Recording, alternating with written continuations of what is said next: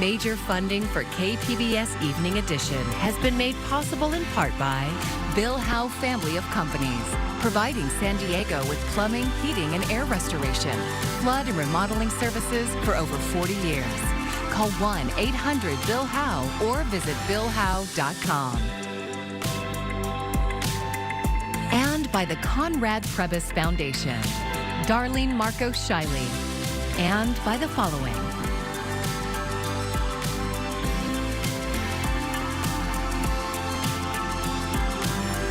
And by viewers like you. Thank you.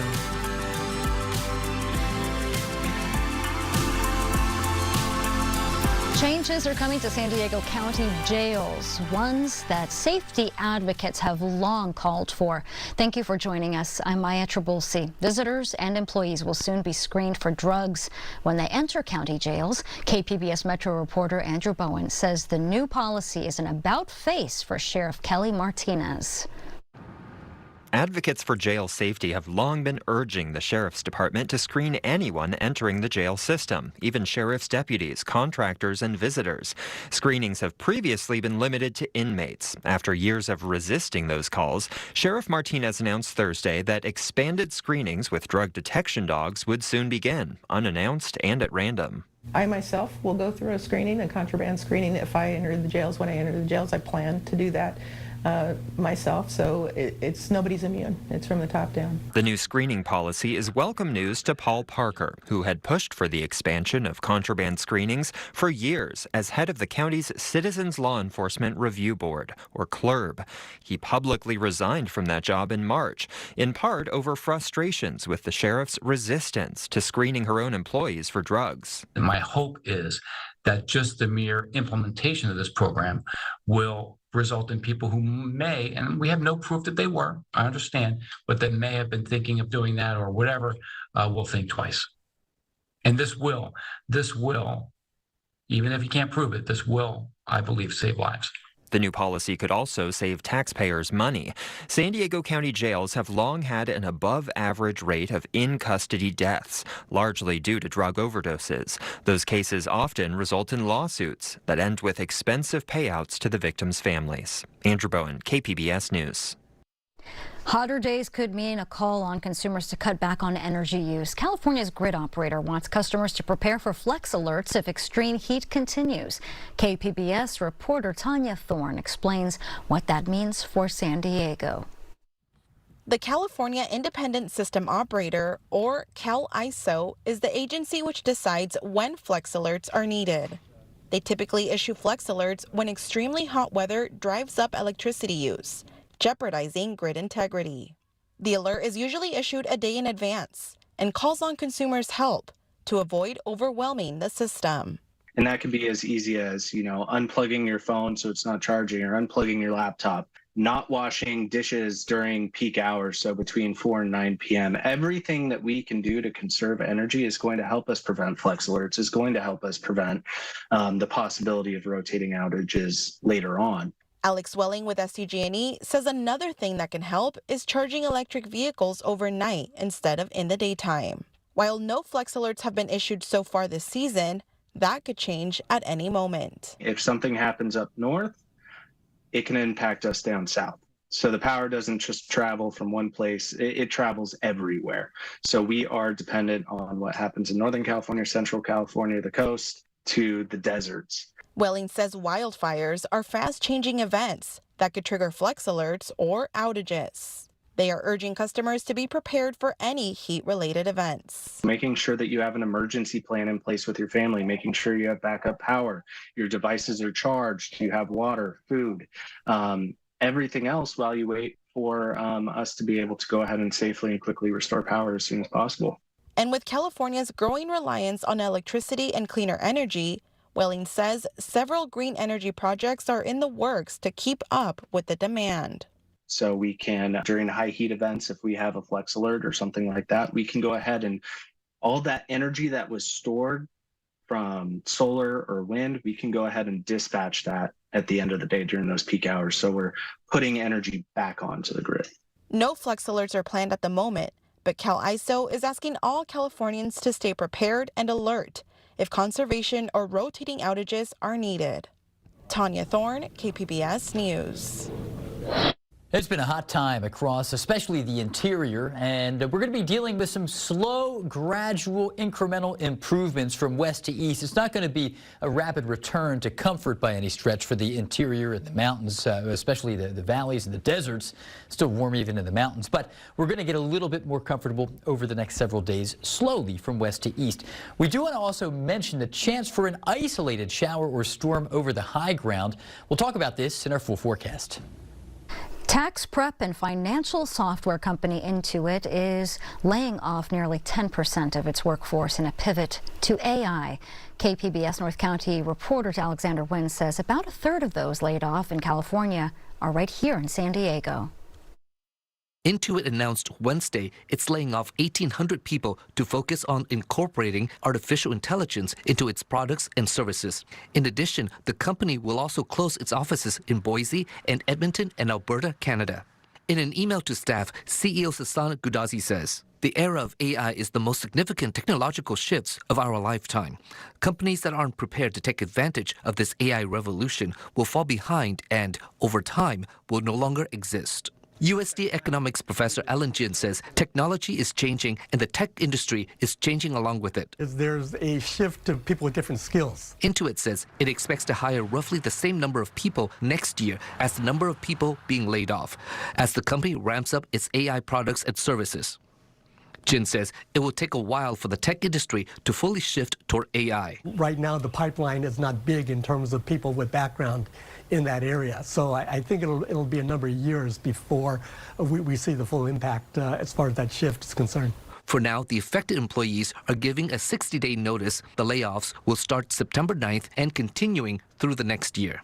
According to the warrant notice filed with the State Employment Development Department, about 600 people are being affected by the layoff in California. 215 are here in San Diego. That means a third of the California losses are in San Diego. Jin says AI will be a game changer and it will have an effect on the local economy. This is not the first, I'm afraid, of job losses that we're going to be seeing in the economy. The other losses are probably going to be in other areas outside of tech, but it's going to play a big role. For now, the affected employees are given a 60-day notice. The layoffs will start September 9th and continuing through the next year. Alexander Wynn, KPBS News. In an effort to produce more affordable housing for San Diegans, Mayor Gloria today announced an additional $20 million available for qualified developers. Contractors would have to apply by the September 13th deadline, and money would be made available in round 4 of the mayor's Bridge to Home initiative, which started in 2021. The initiative has put $66 million towards 17 affordable home projects in the county. And so far, almost 1,400 homes have been built. 350 of those will help people facing homelessness. The city says to keep up with population growth, it needs 108,000 new homes by the year 2029. For most migrants and asylum seekers, San Diego is not a final destination. It's a layover. But KPBS reporter Gustavo Solis says more migrants are choosing to stay in San Diego and are becoming homeless. Pues nosotros no nos esperamos llegar a vivir así afuera, en la calle, pues. We never expected to live on the street. That's what Colombian asylum seeker Yeselia Gomez says about life in the U.S. She lives in a homeless encampment, sleeping in a tent on a dirt field off the side of the highway near downtown San Diego. Pero sí, es algo difícil, la verdad. The Gomez family is just one of more than a dozen living here. They're all migrants, mostly from Venezuela, Nicaragua, and Colombia, all here in search of their American dream. Alani Hernandez says this is a horrible place for her children. There's no water, no bathrooms, no electricity. No es bueno estar en este lugar porque usted ve las condiciones, aquí no tenemos baño, aquí no tenemos agua. Hernandez fled Venezuela with her husband and 3 children. They've been living in the encampment for 2 months. She says they don't feel safe out here anymore. No, ya no me siento segura aquí. These families are part of a growing number of homeless migrants and asylum seekers. Customs and Border Protection has released more than 100,000 migrants into San Diego in the last year. The vast majority, more than 95% of them, only stay in town for a few days before reuniting with relatives or friends in other parts of the country. That's according to data from the county of San Diego. But some of those with nowhere else to go are becoming homeless. So we've seen people from all over, right? It's, you mentioned Guatemala, Venezuela, Ethiopia, Somalia. Hanan Scrapper is the regional director for PATH San Diego. It's just, it's a crisis right now that we're trying to really manage the basic human need at the moment. Starting last September, staff noticed migrants trying to access the city's shelter system. Since then, they've counted more than 1,100 homeless migrants. Those who have family or friends in other cities are referred to a family reunification program, and those who need shelter are referred to Our Lady of Guadalupe Church or Father Joe's Village. San Diego Mayor Todd Gloria did not respond to questions for this story. Scrapper says that homeless migrants are in particularly vulnerable situations because of their immigration status. They may not be eligible for subsidized assistance, right? They may not be eligible for food stamps or medical care and all that. So we have to try to figure out to really meet their basic needs. But they are eligible for shelter. That is, if there were any available. San Diego is already one of the most unaffordable cities in the world. Scrapper says it's common for struggling families to pay 70% of their income just on housing. We have hundreds of people who show up at the Homelessness Response Center daily seeking shelter, and we are often turning most of them away. And this overburdened homeless system is where new migrants find themselves in, putting their names on long wait lists for temporary shelters and even longer lists for permanent housing. So you have this bottleneck of folks that are in shelters waiting for permanent housing and people waiting to access those shelters. Back at the encampment, families struggle to make the best out of a horrible situation. For Yeslia Gomez, that means cooking. It is the one thing she has control over. La comida pues en México es picante, pues uno no está acostumbrado a eso. Food throughout Mexico was way too spicy compared to what they eat back home in Colombia. And food in the migrant shelters was always bland. Sí, aquí bueno, gracias a Dios pues lo que uno se consigue al menos para cocinar lo que uno está acostumbrado a comer. But here, she thanks God for the ability to cook whatever she wants on her makeshift kitchen. She uses a gas-powered hot plate to cook some rice with pasta while chopping onions and yucca on a nearby picnic table. Albany Hernandez is not letting homelessness get in the way of her American dream.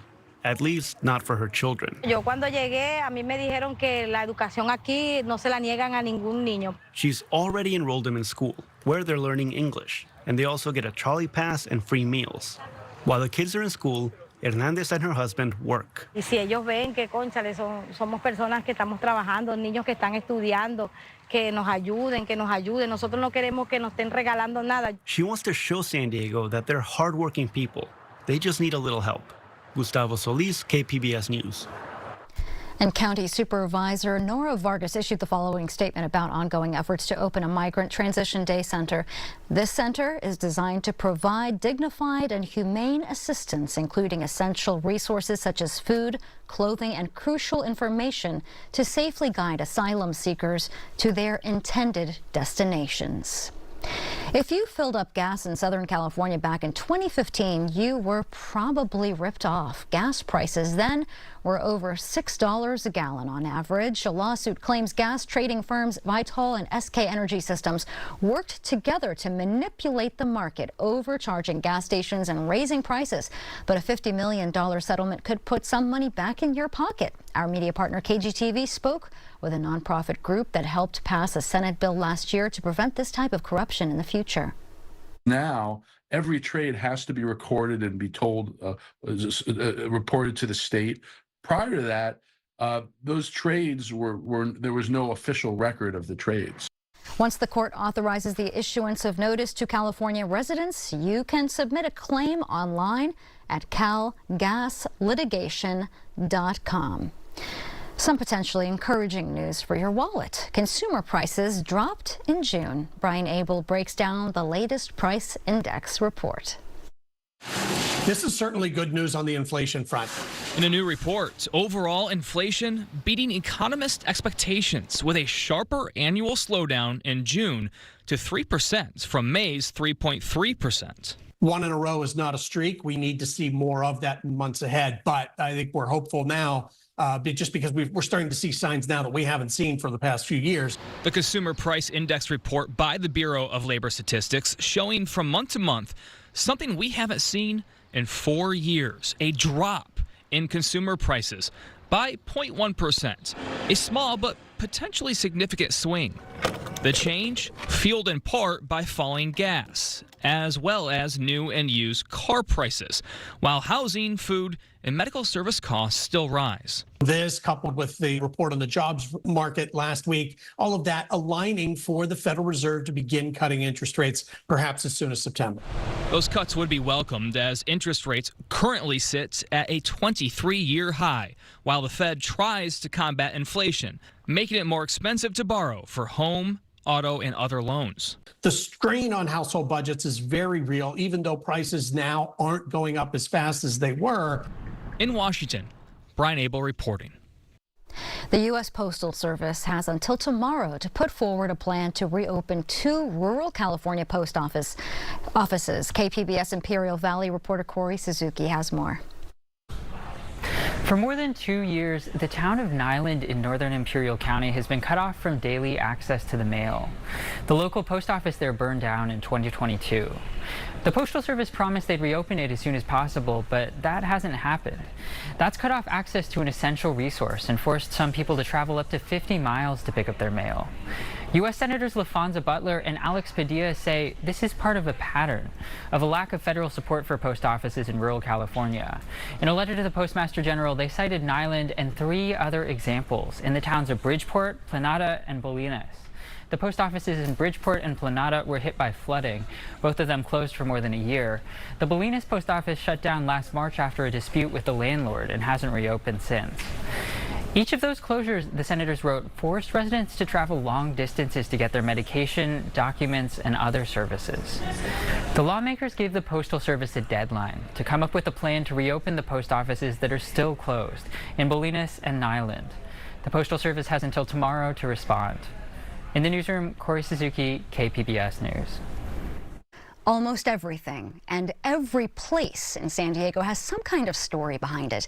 And Ken Kramer's About San Diego reveals those hidden mysteries about our history and the people of the area that we call home. And Ken Kramer joins me now with one such story. Welcome, Ken. Thank you. It is great to be here, and I will be here from time to time on Evening Edition. So this is something new, and I'm pretty excited about it. We're excited, too. So before we get to the story that we're going to play, what can you tell us about your show, Ken Kramer's About San Diego? I think it's a show that if I do it correctly, leaves the viewer saying, I didn't know that. You know, it's just these little facts about how places got their names, what's the backstory on something that we see all the time, a mountain over there, a little curve that's in the road. Why is that happening? Well, I'm the one who finds out, and it's fun for me, and people seem to like it too. They do love it. So before we get to the clip that we're about to play, can you kind of set it up for us, what we're about to see?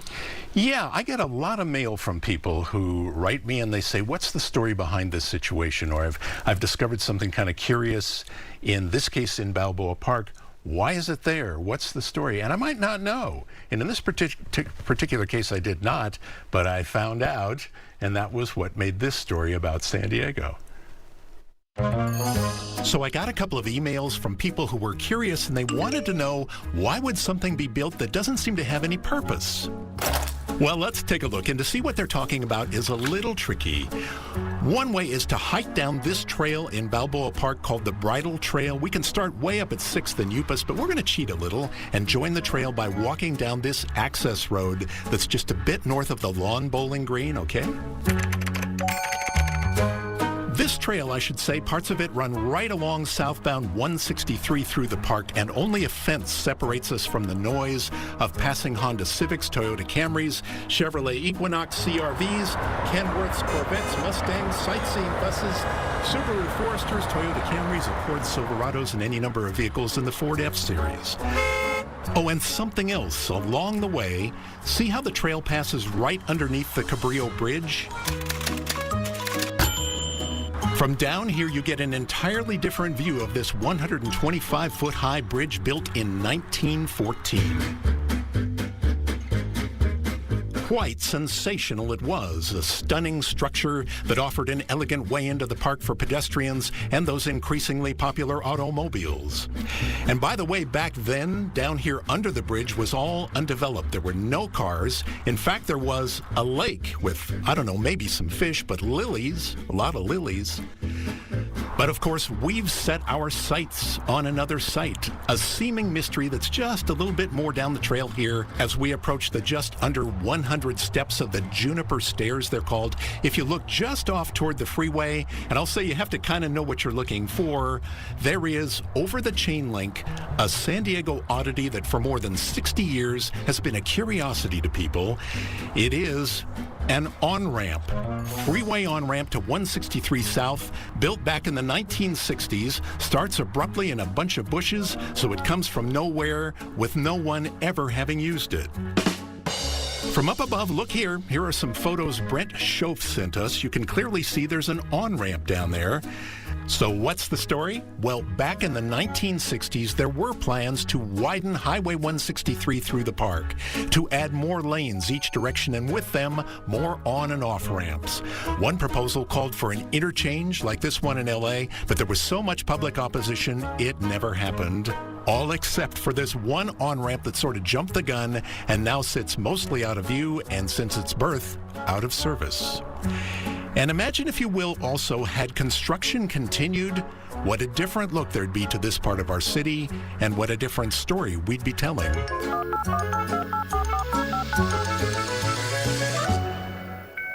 Gosh, Ken, I love the way you give us a history lesson with a little bit of comedy there. It's some fun to do shows like that. Those little segments are a kick. And it's fun to watch. So give us a little preview of what we can expect. Well, tonight, actually, at 8 o'clock, we have an all-new episode of Ken Kramer's About San Diego. We're going to tell some stories. A lot of people remember the Shell House in Point Loma. Beautiful. It was iconic. Generations of people remember that. What happened to it? It's sad to see it's no longer there, but we have a little silver lining to tell you about. Some of the shells have been preserved. We will explain that, and we'll introduce you to Old Town's favorite horse. And you're going to have to watch that. Ken, you are such a San Diego treasure. Thank you so much. It's just great being here. We will be here from time to time on the show. That'll be fun. Welcome to the Evening Edition family. Thank you very much. And you can catch episodes of Ken Kramer's About San Diego at 8 o'clock Thursday nights right here on KPBS. Don't forget to watch tonight, and we'll be sharing more segments here on Evening Edition. Well,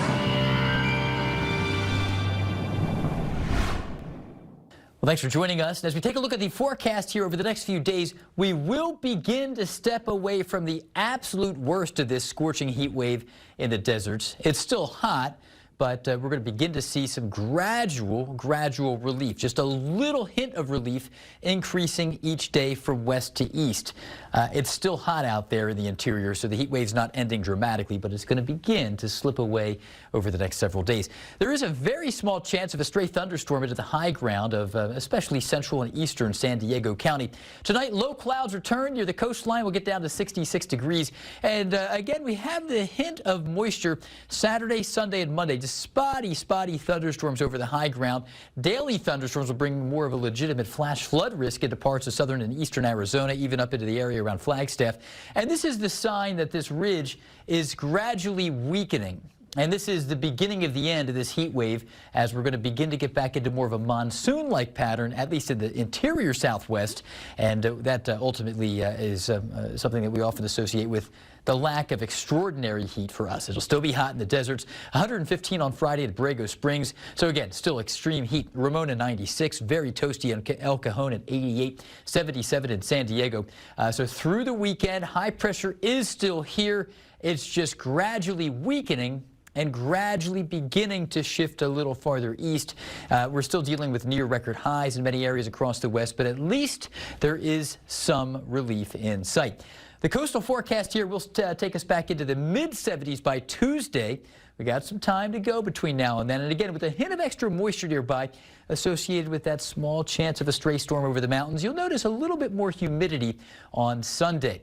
Into the inland areas here, still warm, very warm, but we're backing off about 4 degrees from Friday's high to Tuesday's high.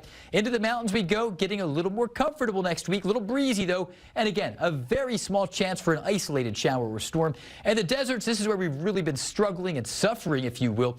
115 on Friday, backing down to around 110 or so Monday into Tuesday. I'm AccuWeather meteorologist Jeff Cornish for KPBS News.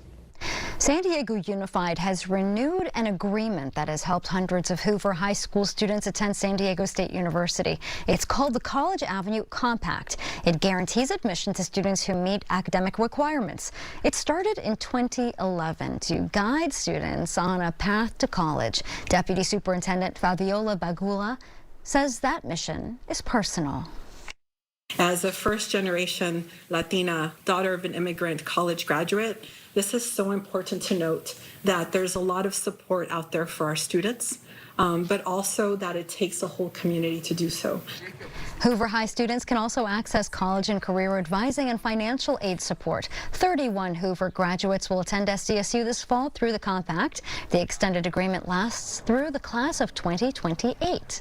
And here is a look at what we're working on for tomorrow in the KPBS newsroom. NPR's Morning Edition is speaking with the chair of the Senate Finance Committee about Democrats' request for the Department of Justice to investigate Supreme Court Justice Clarence Thomas. And KPBS Roundtable is all about dining out in San Diego County, from Michelin-recognized restaurants to mocktail recipes. And you can find tonight's stories on our website, kpbs.org. Thanks so much for joining us. I'm Maya Trabulsi. Good night. Major funding for KPBS Evening Edition has been made possible in part by Bill Howe Family of Companies, providing San Diego with plumbing, heating, and air restoration, flood and remodeling services for over 40 years. Call 1-800-BILL-HOWE or visit billhowe.com. And by the Conrad Previs Foundation, Darlene Marco Shiley, and by the following.